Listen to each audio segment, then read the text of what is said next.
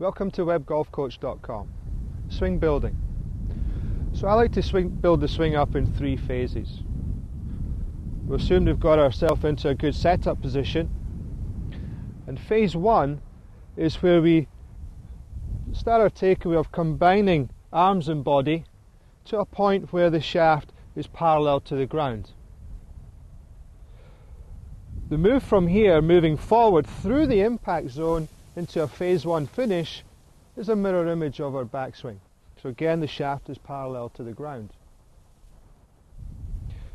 Phase 2 is where we're passing through phase 1 to a point where we've made a lot more rotation.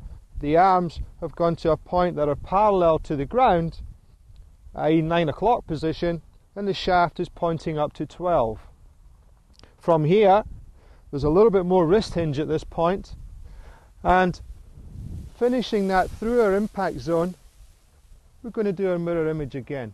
So the arms are now pointing at 3 o'clock, and the shaft is again angled up towards 12.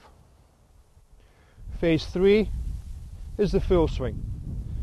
Moving through phase 1, 2, into the top of the backswing, where our shoulder rotation from the start will have rotated 90 degrees. Our hips are doing no more than half of that. So we get a sensation that our body is actually coiled up. We've created a lot of resistance into the top of the backswing, purely because we have our fixed point in our stance and our body's acting like a spring. So we have a fixed point with our stance and the upper body is rotating away from that point. That gives us a full wind up in the backswing. There are 3 angles that our backswing can be in, although one of them is the one that we're looking for.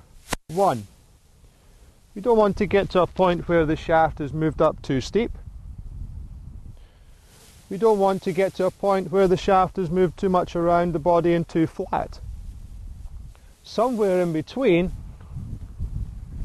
from a checkpoint where the club, if you let go of it, can rest on top of at the edge of your shoulder.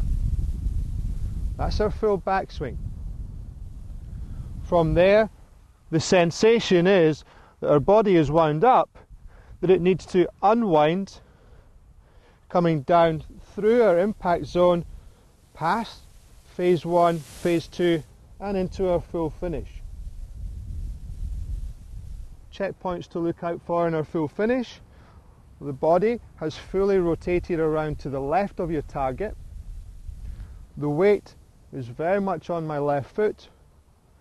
Knees are together, and the right foot has come onto the toes, and with a very, very, very light pressure on there. So that's putting the pieces of the jigsaw puzzle together of the golf swing. Turning away from the golf ball, giving that sensation of loading up. Getting to a point that as we come down, from our transition of when the backswing ends to the downswing starts, we get a feeling of doing 2 things. We have a slight lateral movement, and then we have a rotational movement. So as we pass through the impact zone, we've gone into phase 1 finish, where everything is caught up. We've got rotation in our body, the arms and the club, as we're working then towards our full finish. Through that swing, we need good control and good balance. But it's an excellent way to build up your swing, and hopefully you'll get some successful golf shots from there.